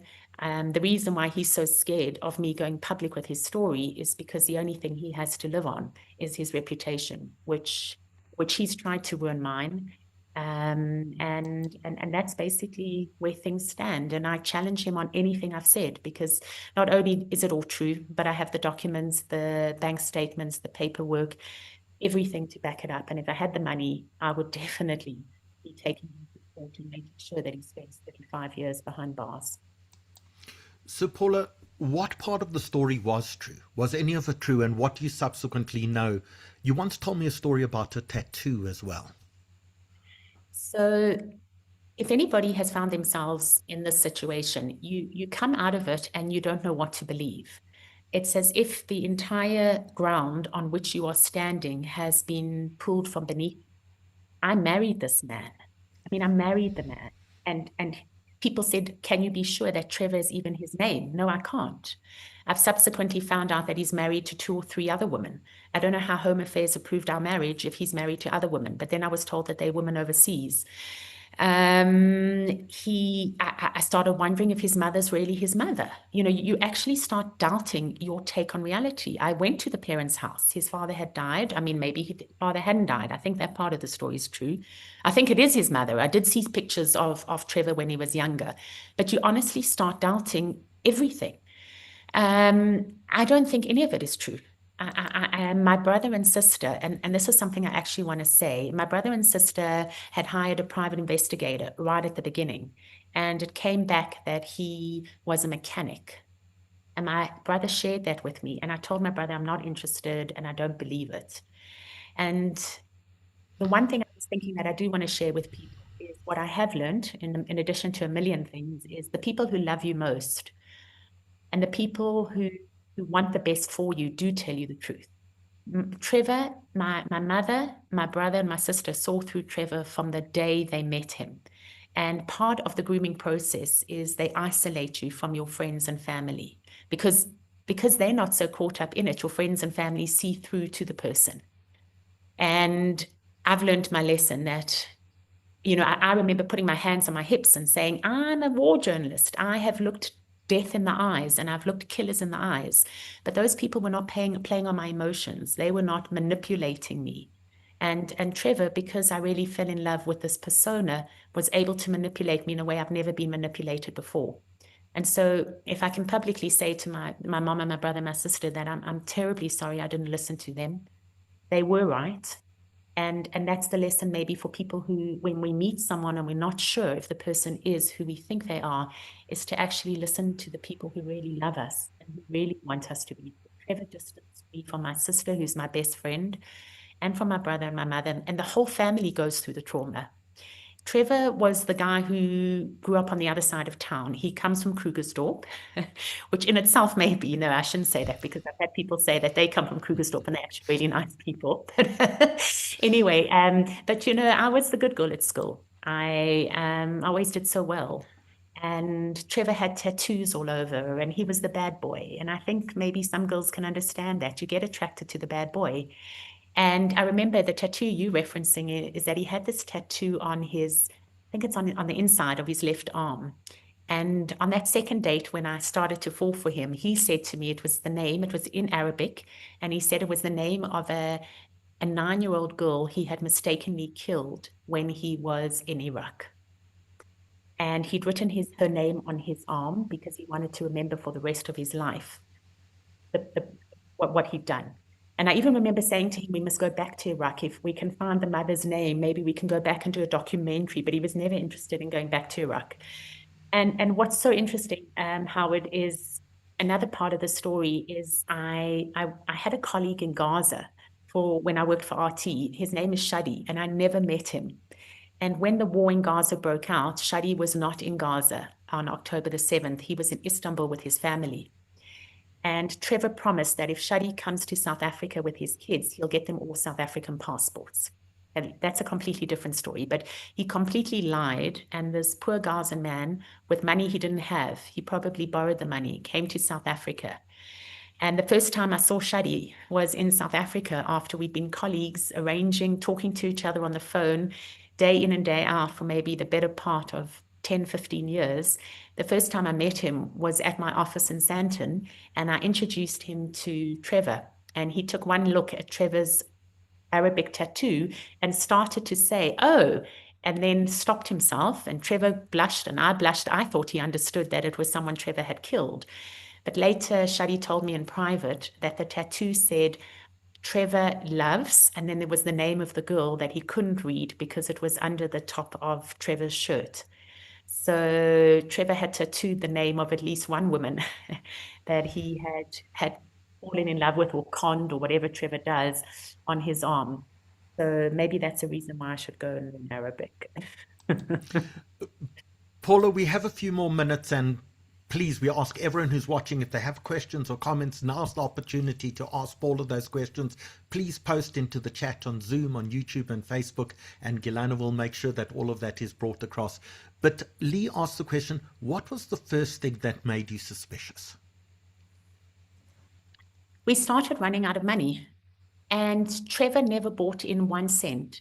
I had made him the CEO of the company. I had just assumed that he would know what to do. And I started to get panicked because I had spent millions. And I knew that we weren't going to be able to pay the salaries that month unless the money came in from the Saudis. And I think it was out of absolute desperation that when my sister said to me, go to the Saudi embassy, that I went to the embassy. And then the whole story unraveled from there. And there were 1 or 2 days that I knew that Trevor was lying to me, but I was still at home with him, or he was in my home, and I didn't tell him because I didn't know what to do. I was still trying to catch up with myself. But that was, it was out of desperation. And as we started running out of money, Trevor's story started to unravel a bit. He'd mentioned, I can't remember the name now, but he mentioned someone he'd been in the army with. And then he kind of told the story again and gave me a different guy's name. There were a few things that were starting not to match up. And I think either Trevor had become so confident that he wasn't paying so much attention to the lies, or he was starting to panic a little bit because the money was unraveling. And the one night he never came home. I had spent the night at my dad. It was actually Yom Kippur evening. And I came home early the next morning. And Trevor hadn't slept there and the wedding ring was next to the bed. So I knew he was messing around, and I think he was already looking for his next victim. One question that Debbie has is, what happened to Samantha, who introduced you guys? You know, even more than the betrayal from Trevor is the betrayal from Samantha, because I adored Samantha. She was my best friend, and my father adored her. He called her his adopted daughter. And for a woman to do this to another woman, I mean, not that we expect it from men, but like, I mean, what happened to women? What happened to women friendship? And Samantha and I stopped talking to each other. And you know, I had said to her in the beginning, I had said, Samantha, is there anything about this man that you want to warn me about? And she sat in front of me smoking and never said a word. And maybe in her mind, I don't even know what she thinks in her mind. I know she didn't warn me. And she had every opportunity to. And I've thought about it. Did she not know? She knew who Trevor was. She knew precisely who Trevor was, and she never warned me. And that broke me. Whether Samantha and Trevor are in it together, I don't know either. You know, you start doubting all aspects of reality. But I do feel deeply betrayed by my best friend. And that's a betrayal that actually cuts deeper than a betrayal from your husband, if that's possible. So I mentioned to you just before we went live at 7 that I was going to ask you the question, why the decision to go public with the story? And while you answer that, there's so many people, thousands and thousands of people watching us tonight on Zoom, on YouTube, and on Facebook. I'd love everyone just to leave you a message, because the bravery to tell a story like this, a story, if I'm allowed to say, of complete humiliation, from being of the top of your game, world famous, award-winning war journalist, to being a victim, the ability to go and show that degree of vulnerability is one of the bravest things you could ever do. What was that thing that allowed you to make the decision to go public with your story? And please, if I can ask everyone, please leave Paula a message. Thank you, Howard. You know, my mom warned me. The first time I spoke publicly was at Limud. And my mom said to me, do you really want everyone to know what you've been through? I have to be honest that some of it was just for my own sanity. I wonder if people can imagine, and I'm sure there are people that have been let down. When this happened with Trevor, the first few days were tears and just praying that it wasn't true. And there was even a part of me that was like, even if it is true, let me just go back to it and live in my bubble. I just want to live in the bubble. It was easier than the reality of what had happened. I was so ashamed that me, somebody who thought she was heading up a 24-hour international channel, who thought she'd like, I had traveled the world, but who thought she was the top of her game, had been conned by a mechanic when my brother, my mother, my sister had seen through him straight away. And I had believed him so 100% that I had lost everything. There were days that I couldn't get out of bed, and I lay there thinking, all the money's gone. Everything I've worked for 30 years is gone. He's ruining my reputation. You know, I don't know what he told the staff, but whatever he told them, and he's a good manipulator. I was married to the guy, so I can't hold the staff responsible for believing whatever lies he told them. There were days that I just literally could not get out of bed. Roz Basarabi is a friend of mine, and she sat with me one day and she gave me guidance, and she said, the first thing you do is you put your left foot out of bed, and then your right foot, and you go and you brush your teeth, and then you go back to bed. And then the next time you do that and you try and have a cup of tea, and slowly you'll come back to yourself. So the first reason to go public was to make sense. I've been so driven my whole life, and it felt like he had just taken part, like 2 years of my life. I'd known him for 6 months, and we were married for a year. So a year and a half of my life just disappeared. And I wanted to try and make sense to myself that year and a half meant something, that it wasn't just a complete destruction. And when I spoke at Limud, I was so scared. I was so scared that people would think so little of me. Believe me, I have thought so little of me. There's nothing anyone can tell me that I haven't already told myself. How can I be so stupid? How could I be so naive? How could I just hand over my finances to somebody? And after that talk, people came up and hugged me.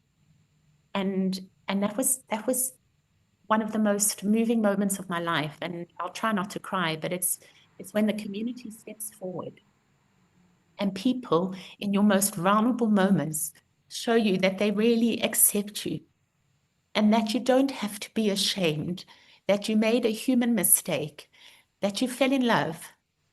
And love is we're supposed to be naive when we fall in love, and we're supposed to trust the other person, and we're not supposed to double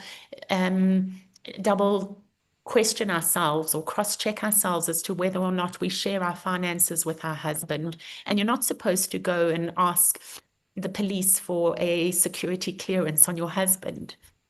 You know, maybe we are. Maybe the world in which we live today, we are supposed to do that. So, you know, you said affairs of the heart. So the one thing is, it really helped me sharing my story. And I don't know where the idea came to share the story, but thank God I found that idea. And if anybody finds themselves in that position, sharing just took away some of that shame. And the second thing was that if I could share my story, and whether that stops another woman being conned by Trevor, I don't know if that's so possible.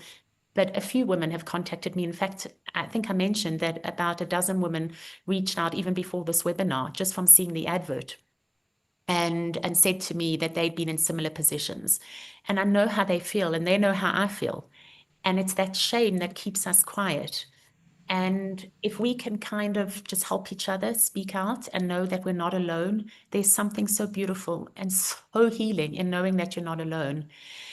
And I also wanted to say that if anybody has any idea how to bring Trevor to book, or any of these men to book, I'm all ears. You know, my biggest weapon at the moment is this webinar, and it's talking about it and writing about it. But if anybody has any other ideas on how we can get these scam artists not to get away with this, because I know Trevor's onto his next victim. I heard he had a new girlfriend, and then I don't know if that's ended and he's onto his next girlfriend, and he probably was with different girlfriends even while he was with me. And besides what that's done to me emotionally, but maybe a way to you know, the injustice of the whole thing. After everything I've been through, he's still sitting out there, never mind claiming that what I'm saying is not true. He's busy scamming people and conning people left, right, and center. So where's the justice in that? And there was nothing forthcoming from the police. This is a country where I think you can literally get away with murder. I was taken into the one police room in Sandton, and it's a room where they do crime, but specifically fraud. And the policeman showed me papers from the floor up to the ceiling of fraud cases just in this area, just in the Sandton area. And he just took one file off the top of the pile, and it was a woman who had been frauded out of 10,000 Rand. And she's on the street. I mean, Trevor took me for millions, and he nearly took my mom's apartment. My mom and I live together now, and it was the apartment that Trevor and I were living in. And he was about to get the sharks, and he wanted me to sell the apartment, and he promised that the Saudi money would be in, and it didn't come in. So Trevor wouldn't have felt 2 cents worth if my mom and I were out on the street today, which we would have been. So this is the levels to which these guys would go. And so just anything, what would be a sense of justice would really be to see him locked up. And again, I know he's listening, and he must know that I will, to the best of my abilities, try and get him locked up. I just need to figure out how exactly I'm going to do it. But he doesn't have a conscience. These guys do not have consciences. And so he doesn't care about what I'm saying. The only thing he cares about is how it reflects on him. He doesn't care what he did to me. Paula, questions coming in. Are you still married? Did you get divorced? Have you seen Trevor since you discovered? What's the status of your relationship? So we're not married. It took a year to get the divorce. Initially, Trevor queried the divorce, something along the lines that he deserves more. I mean, the man came into the marriage with nothing and wanted to leave it with everything. So I'm happily single again.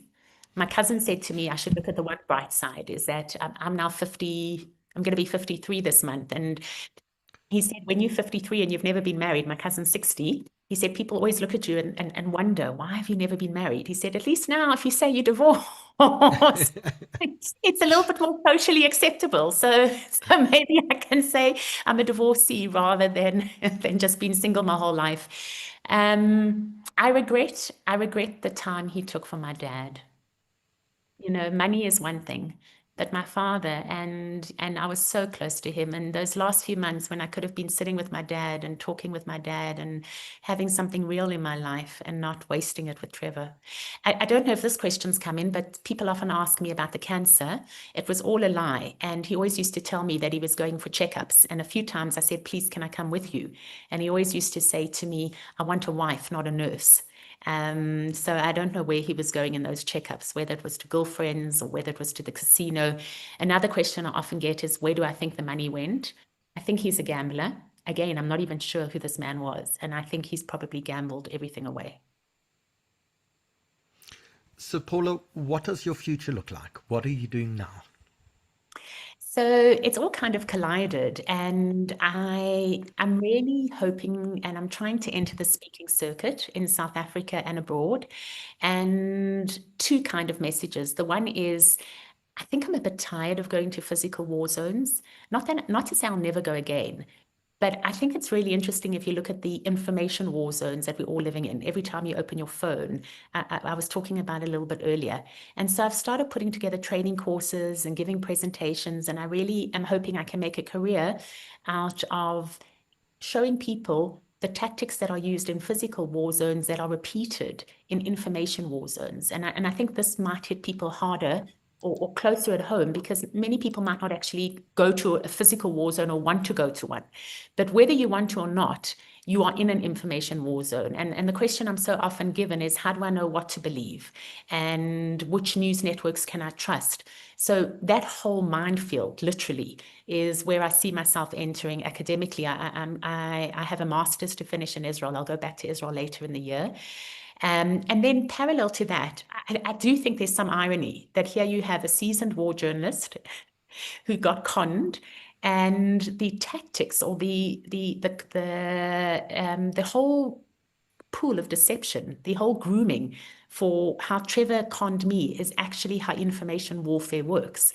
And you can draw parallels between manipulation in romance fraud and manipulation in information fraud. So I don't think the Trevor story was just, well, I mean, I don't know, you try and make sense of it, but I would also like to be involved somehow in scamming and conning. And I don't think these things happen out of the blue.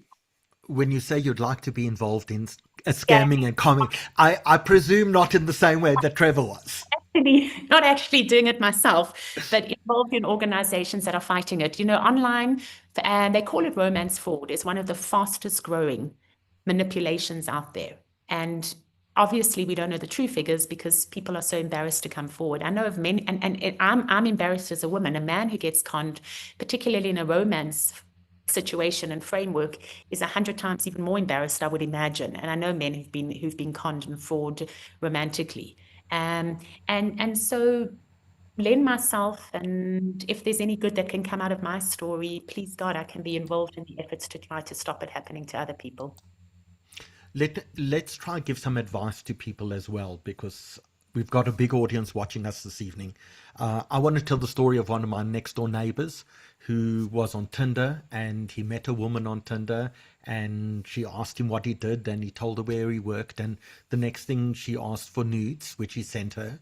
And following that, she tried to extort money out of him, saying, if you don't give me money, I'm sending pictures of you naked to your employers. Now, chances are that she was a 6-foot-tall, muscular Nigerian man. And luckily, just for him, luckily, he didn't have his pictures and his junk in the same photograph. But I think with dating apps, with WhatsApp, with social media, there's so many opportunities, because there's a distance, there's a barrier, that people do things that they would never do in real life.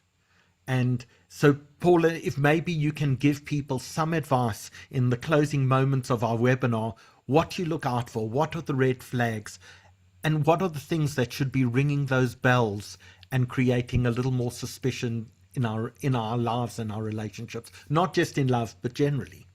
I'm going to do that right now, Howard. I had a chance just to look down at some of the comments, and I just want to say thank you to everybody who's writing in. I'm going to read the comments afterwards, and they are heartwarming and they mean the world to me. Thank you. Someone also wrote that they just checked and Trevor's online selling himself as the CEO of Bricks TV, and he's concocted a whole history that's all a lie of what he did. I go back to the point I said earlier. When you meet someone, you must have a trusted friend or a trusted family member. Do not let them isolate you. Trevor isolated me. I mean, we used to go out for dinner. We stopped going out for dinner because he accused me of flirting with the waiters. And I stopped staying in touch with my male friends because he was convinced that a woman can't be friendly with men. And then I stopped being in touch with my female friends because he was dying of cancer and would not want to spend all my time with him. So part of the manipulation is the isolation. So definitely, if you find yourself meeting someone, do not let yourself fall into that grooming process, of which a huge part is the isolation. Make sure that you have a friend or family or someone you trust that you introduce the person to and trust the advice that they give you. I learned that the hard way.